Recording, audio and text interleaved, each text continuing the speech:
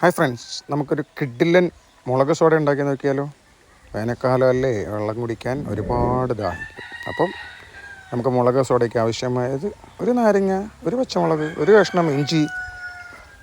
അപ്പോൾ ആദ്യം നമ്മൾ നാരങ്ങ ഗ്ലാസ്സിലോട്ട് പിഴിഞ്ഞെടുക്കുന്നു, അതിൻ്റെ നീര് മുഴുവൻ എടുക്കുന്നു. അതിനുശേഷം ഇഞ്ചി 2 കഷ്ണമായി അരിഞ്ഞ് അതിലേക്ക് ഇടുന്നു.